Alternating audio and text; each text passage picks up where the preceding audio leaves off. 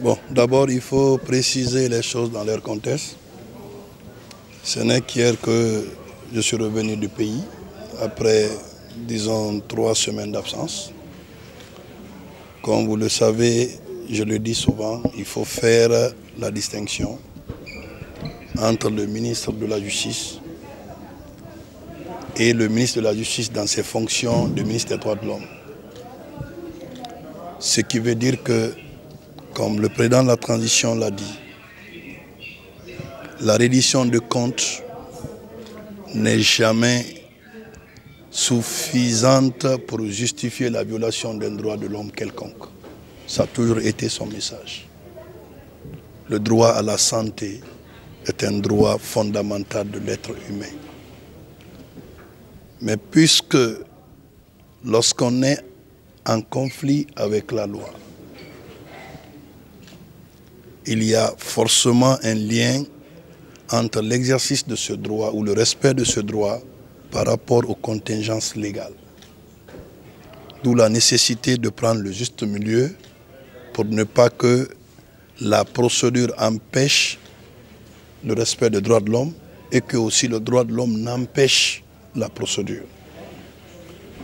Ce matin, comme j'ai l'habitude de le faire, ce n'est pas la première fois.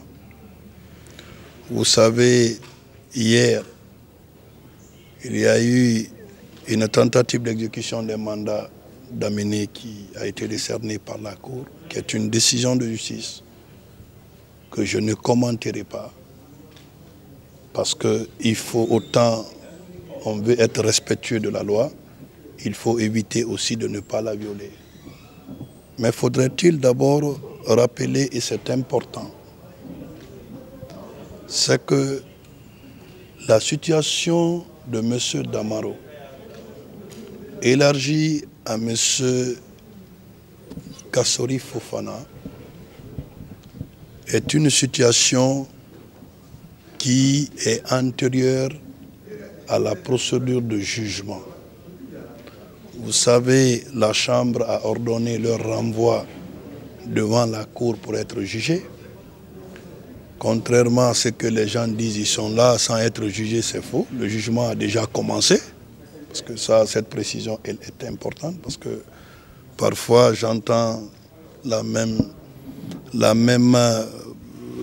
communication partout. On dit, ils sont là en prison sans jugement.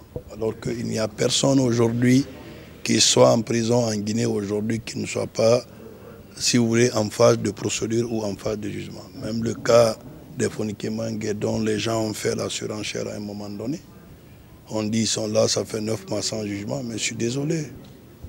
La procédure, elle est telle, quand vous n'êtes pas d'accord, vous relevez appel, vous ne pouvez pas sortir sans que votre dossier ne soit examiné par une juridiction supérieure. D'ici là, vous ne pouvez pas dire que votre détention est illégale. Mais puisque les gens aiment surfer sur le passionnel et l'émotionnel, nous, il est de notre devoir d'éclairer la religion de l'opinion pour éviter toutes les informations. Donc, pour revenir pour le cas de Damaro, sous respect bien entendu du secret médical, on n'a pas besoin de le dire de quoi il souffre là. Mais vous savez, on aime souvent dire parfois que la justice refuse à ce que M. Damaro et M. Kassori soient évacués à l'étranger. J'ai eu une discussion avec lui. Il a dit un mot qui m'a beaucoup touché. Il dit, Monsieur le ministre, quand vous êtes là, ça me donne l'espoir. Quand vous disparaissez, je perds l'espoir. Pour moi, ça veut dire tout. Ça veut dire que quelque part, il y a cette confiance qui est là. Vous avez vu Sekouya Yabari. Il a été évacué, même si après, il a pris son manteau de politique pour se promener comme un Sud-Africain à la recherche de la terre nouvelle. Ce qui est inacceptable, c'est très grave quand même, c'est la vérité. Mais ce n'est pas une jurisprudence qui fera qu'on va empêcher des personnes dont l'État nécessite, sur la base des rapports fiables, dressés par des médecins, qu'ils ne puissent pas bénéficier d'un droit à un soin adéquat par rapport au mal qu'il a. Ça n'a rien à voir avec la procédure judiciaire qui est en cours. Mais moi, je comprends l'action du procureur et de la Cour. Le procureur, il n'est pas médecin. Le juge n'est pas médecin. La loi est très claire là-dessus. Lorsqu'une personne ne comparaît pas, il ne comparaît pas et qu'il n'apporte pas de justification pour dire ce pourquoi il n'est pas venu, la loi permet au tribunal ou à la cour de décerner mandat d'amener ou d'arrêt. On n'a pas dit d'arrêt, hein, mandat d'amener ou d'arrêt. Ça veut dire que, puisque nous sommes en matière pénale, l'avocat ne peut pas représenter le client, mais il ne peut que l'assister. Mais dans le cadre espèce, qu'est-ce qu'il fallait faire? Il fallait tout simplement adresser un courrier en bon et due forme à la juridiction de jugement avec les rapports qui justifient l'absence pour dire qu'il est malade. Le magistrat ne suit pas l'actualité. Hein. Vous n'allez pas dire au magistrat, non, est-ce que le juge ne sait pas qu'il est à l'hôpital? Ce n'est pas ça le juge. Le juge, il prend sa décision sur la base des documents. Si vous ne les produisez pas, il va de soi qu'il ne tiendra pas compte de ce que l'opinion dit. On est d'accord. Donc il faut que cela, je ne justifie pas la décision de la Cour, mais je sais que c'est une décision légale. On est d'accord, quand même bien parfois, d'autres peuvent polémiquer en disant oui, quelqu'un qui est déjà sous main de justice pour qu'un mandat d'amener. Et les mains de justice met en position de placement en milieu hospitalier, ne confondons pas. On est d'accord, donc j'ai demandé au médecin, puisque moi-même j'avais reçu le premier rapport médical, c'est-à-dire les premiers rapports médicaux à la fois de Kassori et de M. Damaro. Ça m'a été communiqué en tant que ministre de l'Homme. Mais à la lecture du rapport médical de M. Damaro, il n'est clairement indiqué que son état nécessite une évacuation. Quand même bien, il se défend en disant qu'il apparaît dans ce rapport qu'il y a certains examens qui ne peuvent pas se faire ici. Je lui en concède. Mais ce n'est pas dit que ça ne peut pas se faire ici, que ça veut dire qu'il faut m'envoyer ailleurs. C'est pourquoi j'ai demandé aux médecins, en toute responsabilité, puisqu'ils sont tous sous serment, de nous dire avec précision, est-ce que son état nécessite une évacuation? Parce que cette question-là, elle doit être réglée. Si ça nécessite une évacuation, on n'impartit pas un délai au médecin, mais nous sommes convenus que cela se fasse dans un délai raisonnable pour que le ministre des droits de l'homme, je ne dis pas justice, hein, parce que c'est deux niveaux. Si c'est le ministre de la justice, ce sont des injonctions. Hein, vous savez, je ne badine pas avec ça. On est d'accord, hein? S'il s'agit des droits de l'homme aussi, c'est ce qui envoie le visage humain de la justice. Mais on ne prendra aucune décision à l'absence vraiment des documents, des rapports des experts, qui ne soit pas un rapport erroné. On a confiance en ces médecins. Ils ont prêté serment, ils ont décidé d'être médecins. On n'a pas douté sur ce qu'ils produisent comme rapport. Moi, je ne le ferai pas parce que ça engage leur responsabilité morale devant le peuple de Guinée. Parce que toutes ces actions judiciaires, ce n'est pas pour le président de la transition, ce n'est pas pour le ministre Charles Wright, mais c'est pour le peuple de Guinée. La victime présumée dans cette affaire, c'est le peuple. Il n'y a pas de route, c'est le peuple. Il n'y a pas d'eau, c'est le peuple. Donc, toutes ces actions-là, ce n'est pas pour le ministre de la Justice. Mais ces actions-là, comme je l'ai dit, ne vont pas être une occasion de brimer le droit de chacun. Le respect du droit aussi de chacun ne veut pas dire qu'on ne doit pas respecter ce peuple-là aussi. On ne dit pas que tel est coupable. C'est pourquoi on a donné la chance à chacun de venir librement devant le tribunal et de venir discuter de ce qu'on les reproche. Et qu'à l'issue de ça, si la justice conclut que ce qu'on les reproche, ce n'est pas ça, c'est aussi la bonne justice. On est d'accord. Mais il ne faut pas que les médias soient transformés en des juridictions parfois. C'est dommage.